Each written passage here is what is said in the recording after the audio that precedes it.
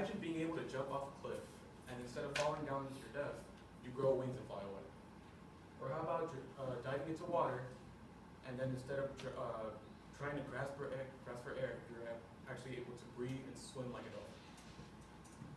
We all have dreams that come for better or for worse. They could all be, they could be from this form, or they could be getting a job in Microsoft, in a great big company like Microsoft or in some something like that. Lucid dreaming is a way that you could achieve those dreams for a brief moment in your subconscious.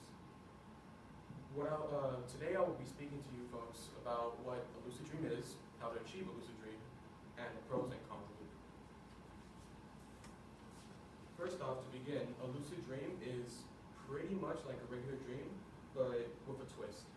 According to Professor J. Allen Hobson, a psychiatrist from Harvard University, he explains, you insert a bit of waking consciousness into your dream state and you can observe it. Then there's an advanced stage in which you can also exert plot control. And what he means by this is that at first, once you're into a lucid dream state, you could become self-aware that you're dreaming. That you could see like, oh, I am a fish right now. Oh, I am a dinosaur. And then once you get more involved and become more self-aware that you're actually dreaming, you get to change everything. You can make the world as you want. You could be sitting next to Abraham Lincoln, or you could be in space, or you could be in a new planet Earth found millions of light years away. While a vast majority of people report having a lucid dream, only 20% report having more than one lucid dream per month.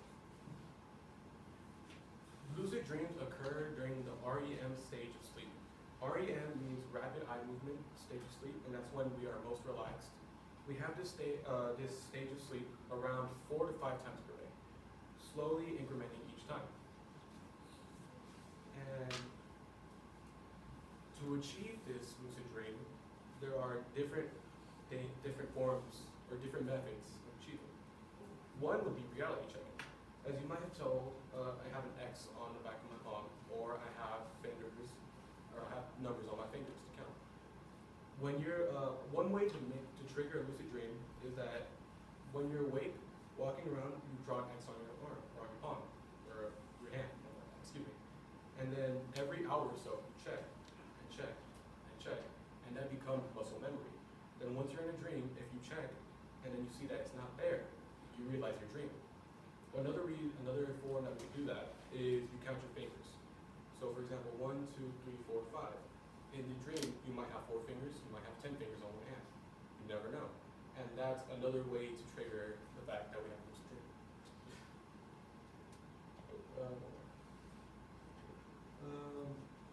There are 2 other methods of triggering lucid dream. One called mild, which is mnemonically induced lucid dreams, which is pretty much before you fall asleep, you keep on repeating to yourself, I will have a lucid dream tonight. I will have a lucid dream tonight.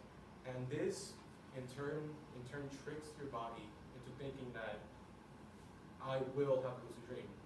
If you keep on repeating something to yourself, you will eventually believe it. Another form is something called wild, wake-induced lucid dreams. And this form is a little harder to master, but it's essentially tricking your body into thinking you're asleep. So you'll be laying down on your bed, in a hammock, wherever you feel comfortable, just relaxed, breathing in and out slowly and deeply. And then after a few minutes, you might sense the urge to flip or to scratch yourself. If you resist these urges, your body will believe you're asleep. This could be dangerous, however, because this is one of the main reasons that someone experiences sleep paralysis. Sleep paralysis is when you're consciously awake, but your body is not, and you cannot move. While that was one drawback from lucid dreaming, it does have benefits, however. Something called dream therapy has evolved from lucid dreaming.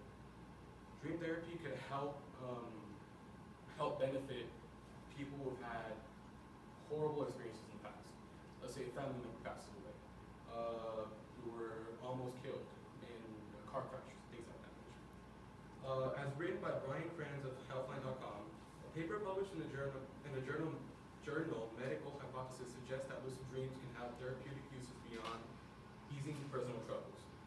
Researchers argue that it could be used to help understand consciousness and its disturbances, provide therapy for recurring nightmares, and assist in the rehabilitation of mental disorders. This could also help for post-traumatic stress disorder, for veterans coming back from overseas or from boot camp if they think it was traumatizing. Drawbacks to it, however, include dream claustrophobia. Dream claustrophobia is when you are inside a lucid dream, you're controlling it, everything seems fine, and then you lose control. You're in a horrible position and you cannot find your way out. This also includes sleep paralysis, as I mentioned before. In conclusion, today I have informed you about what a lucid dream is, how to achieve a lucid dream, and the cons and pros of concepting a lucid dream. With lucid dreams, we have a way into a world which we may have not ever thought would be possible for us to experience. And I would like to end today with a quote from Inception, which I thought was fitting, because dreams feel real while we're in them. It's only when we wake up that